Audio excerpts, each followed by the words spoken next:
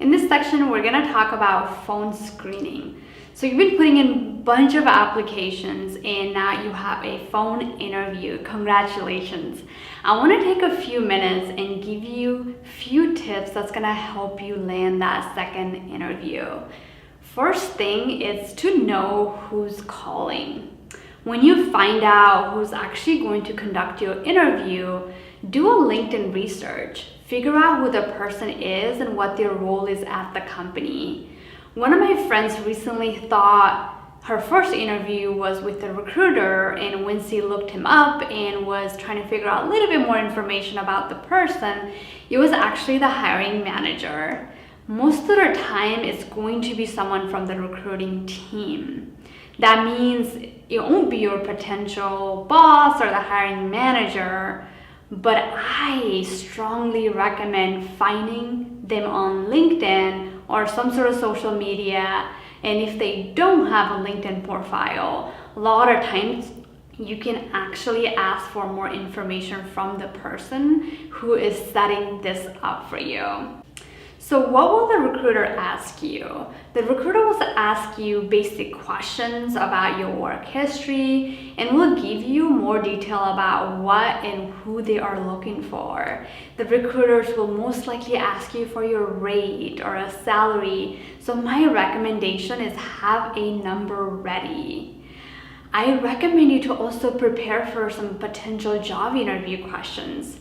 You're not gonna get asked those scenario or difficult questions, but if your interview is with a hiring manager or they decide to bring somebody to the phone screening, I say always go that extra mile and just prepare a little bit more so that you can talk about your history and what you're looking for, all that kind of good stuff. My second tip for you is to write back and confirm. Write back a nice email confirming a time within the same day, preferably within an hour or two. Most of the time, everybody's schedule tends to fill up with a lot of meetings, a lot of different things. So it just makes it easier if you can confirm that you're available for that time within the same day or within the next couple of hours so they can get that on the book. My next recommendation is to do a little bit of research of the company. You can do the research via the company website or on LinkedIn. Maybe even find a few people that work within the company and ask them a few questions. I know this is a little bit extra, but if you are really serious about working at this company and want to make a good impression, that might help you kind of go that extra mile. And when you do know a little bit about the company, it's going to help you answer that question, why are you interested in working for this company, or why are you even interested in this role? My next tip for you is salary research. Earlier I talked about knowing how much to ask for as far as a rate or a salary. My next tip would be to do some research. Glassdoor is actually a great website. You can do a research on the average salary. The rate also varies by areas. So for the same position, based on where this position is located, it's gonna vary, especially since you might be applying for some remote roles as well. If it's in California and you're located somewhere in the Midwest, then the position should pay you based on the California salary. Always use a range for a number, and that's one of my secrets.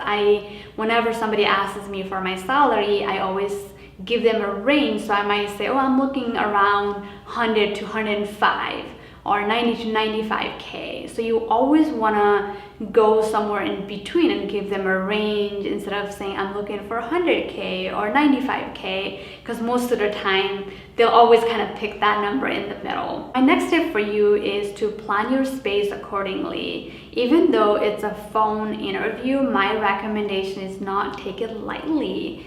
Plan on being somewhere quiet. If you are at work, maybe book a meeting room. If you're at home, just make sure your kids and dogs and things are just situated. My next tip for you is to use headphones. If you have headphones, I recommend using them. It cuts out a lot of the noises or just whatever's kind of going on the background, and really gives you a chance to jot down some notes if you really aren't holding the phone to your ear. It's just simple. My next tip for you is to ditch the PJs. I know whenever it's a phone screening, you don't necessarily want to get out of your clothes and want to get ready, but I would dress business casual if you can. But if not, at least ditch the PJs. There's some mental thing when you get ready and out of your home clothes, you just show different and feel different. All right, my next tip for you is to pull up your resume in the job description on your laptop. I hope you can talk about everything that you have put on your resume. But if you need to glance at your resume, just pulling it up in your laptop or even printing a copy would be the best. You can also maybe even pull out the job description so that you can refer to it as you answer their questions. Since it's not an in-person interview, you should have all the resources you need right in front of you. My next tip for you is to speak slowly or just slow down a little bit. Most of us tend to talk fast when we're under any stressful speaking situation, and can be hard when we really can't see the other person and their visual cues.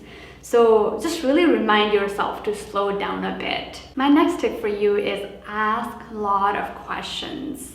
Remember, an interview is not an interrogation. It's just important to understand if the potential role is a good fit for your career goals and if you can really meet the company needs.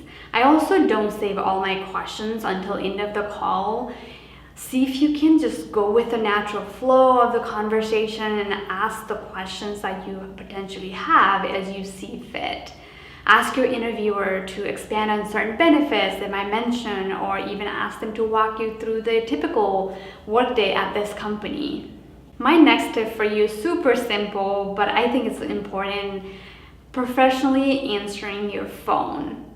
I usually like to answer, "Hello, this is Pabitra."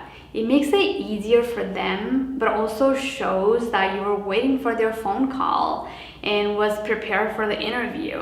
This is also great generally if you are an immigrant or have a difficult name to pronounce. It's just, simpler. My next tip for you is to write a thank you email.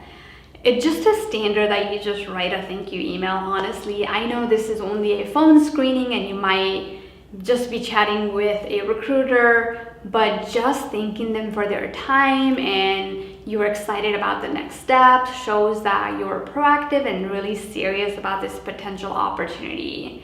We'll provide you with some samples for thank you emails even to a recruiter or a hiring manager so that we can help you out a little bit here. Next tip is to prepare some questions. I know earlier I mentioned ask questions, but since this is a phone screening, these questions don't have to be complicated. But things like, oh, when are you looking for someone to start? Or what's the interview process like? Oh, what are the next steps? If they already haven't provided you with these information, you should go ahead and do so. Those are my tips for you for phone screening. Hopefully they're helpful for you, and all the best in your phone interview.